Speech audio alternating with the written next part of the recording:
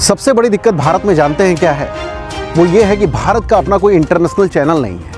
BBC British का है, CNN अलग कंट्रीज़ का है, लेकिन BBC डॉक्यूमेंट्री को लेकर के इतना विवाद क्यों?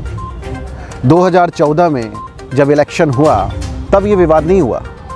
2019 में जब इलेक्शन हुआ तब ये विवाद नहीं हुआ।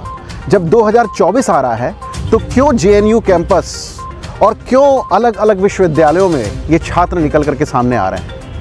आपको इसके हकीकत से भी वाकिफ़ होना चाहिए। BBC डॉक्यूमेंट्री उस दिन की कहानी है जो 2000 पन्नों की एक रिपोर्ट पे बनी हुई है और ऋषि सुनक जैसे प्रधानमंत्री ने ब्रिटिश पार्लियामेंट में ये तक कह दिया कि ये एक प्रोपेगेंडा है। Involvement in this grave act of ethnic cleansing. But I'm not sure I agree at all with the characterization that the honourable gentleman has put forward. अब जरा आप इसके पीछे की तह पे जाइए, इसको आपको जानना बहुत ज़रूरी है।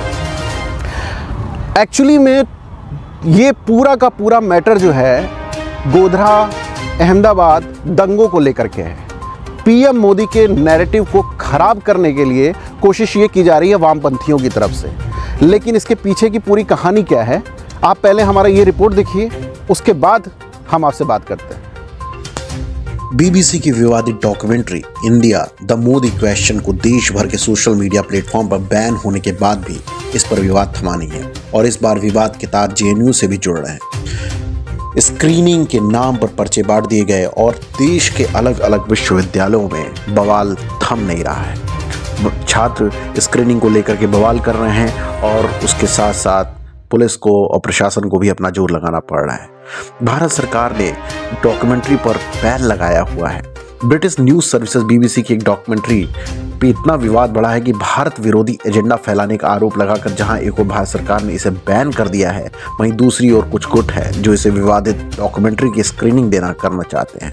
यहाँ एक और आज JNU में इस विवादित डॉक्यूमेंट्री की स्क्रीनिंग होनी थी, जिसे लेकर यूनिवर्सिटी प्रशासन ने एडवाइजरी जारी कर दी है कि वहीं दूसरी ओर हैदराबाद सेंट्रल यूनिवर्सिटी में इसकी स्क्रीनिंग की जा चुकी है। अब सवाल उठता ये है कि बैन के बावजूद भारत विरोधी एजेंडा फैलाने वाली इस डॉक्यूमेंट्री को दिखाने की जिद किसकी है? BBC की इस स्क्रीनिंग को लेकर के पूरे देश में अलग अलग विश्वविद्यालयों में ये छात्र क्यों उपद्रव कर रहे हैं? आफ्टर ऑल BBC की ये डॉक्यूमेंट्री है क्या जिसको बैन लगाया गया है? और खुद BBC ने भारत में चलाने से बैन लगाया है, ब्रिटिश में तो नहीं। ये आया कहाँ से? अब आपको इसके पीछे की कहानी जाननी चाहिए। दो लोग हैं इसके पीछे, एक है अहमद पटेल और दूसरे हैं आदम पटेल। आदम पटेल 1966 में गुजरात से ब्रिटेन की तरफ रवाना हो गए थे। आदम पटेल वहाँ पे रहने लगे, वहाँ के बासिंदे बन गए और वहीं पे रह करके अपनी चीज़ों को सुचारू रूप से चलाने लगे। ये आदम पटेल वो थे जहाँ पे उन्हें लॉर्ड की उपाधि दी गई और इसी आदम पटेल ने गुजरात के दंगों के बाद अपनी एक डेलीगेशन भेजी अहमदाबाद में और ये डेलीगेशन थी जिसने 2000 पन्नों का एक विस्तृत रिपोर्ट तैयार किया। गोधरा का कांड याद होगा आपको, किस तरह से हिंदुओं का नरसंहार हुआ था, हिंदुओं को बोगी में डाल करके जलाया गया था। उसके प्रतिक्रिया में अहमदाबाद की ये घटना हुई थी। ये पूरा का पूरा रिपोर्ट ही BBC डॉक्यूमेंट्री का बेस है। लेकिन फिर उसके बाद क्या हुआ? उसके बाद ये हुआ कि देश में नहीं पूरे इंटरनेशनल स्तर पे मोदी के खिलाफ प्रोपेगेंडा चलाया जाने लगा। मोदी के वीज़ा से लेकर के और बहुत सी बैन्स की बात होने लगी। उस वक्त आदम पटेल जब तक ये डॉक्यूमेंट्री, जब तक ये रिपोर्ट तैयार हो रही थी, आदम पटेल मोदी से मिले नहीं थे। फिर प्रधानमंत्री मोदी से मिलने के बाद ऐसा क्या हुआ कि आदम पटेल उस रिपोर्ट को किसी को नहीं दिखाए, क्योंकि जब प्रधानमंत्री मोदी ने अहमदाबाद के गुजरात दंगों के बारे में हकीकत बताया तो आदम पटेल इस चीज़ को समझ गए थे कि ये पूरी की पूरी तरह एक प्रोपेगेंडा है। जब उन्होंने ये बताया कि इसमें पूरी तरह से कांग्रेस के फोर्सेस का सपोर्ट नहीं मिला था, जिनको आने में सेंट्रल गवर्नमेंट की जो फोर्सेस थी जिनको आने में 2 से 3 दिन लग गया, इन्हीं 2-3 दिन के बीच में ऐसा काम हुआ जिसके कारण आज आरोप और प्रत्यारोप लगाए जाते हैं। तो आदम पटेल ने फिर आवाज़ नहीं उठाई और ये तब तक नहीं उठती क्योंकि आदम पटेल 2019 23 मई तक जिंदा थे। अब आपको जानने की ज़रूरत है कि आदम पटेल के इस मृत्यु के बाद वो आवाज़ इसलिए उठाई जा रही है क्योंकि आदम पटेल इस चीज़ को बता नहीं सकते हैं, वो उनका देहांत हो चुका है।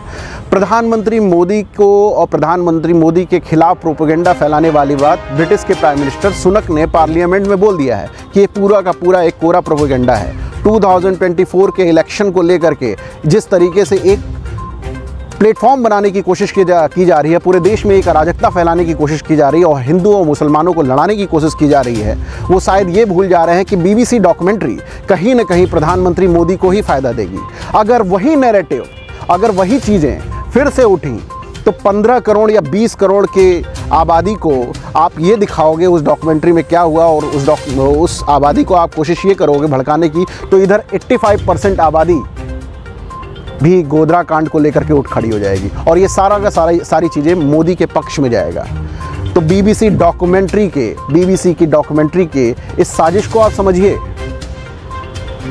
और देश के जो वामपंथी हैं और देश के ये लोग जो छात्र हैं जो पॉलिटिकल अप्रोच से प्रेरित हैं, इन सब प्रोपेगेंडा से बचना चाहिए। बीबीसी डॉक्यूमेंट्री को लेकर के हमारी यही रिपोर्ट थी आपके सामने और हम आगे और जानकारियां लेकर के आएंगे। तब तक आप न्यूज़ लाइव नाउ पर बने रहें, देखते रहें न्यूज़ लाइव नाउ, लाइव खबर, लाइव असर।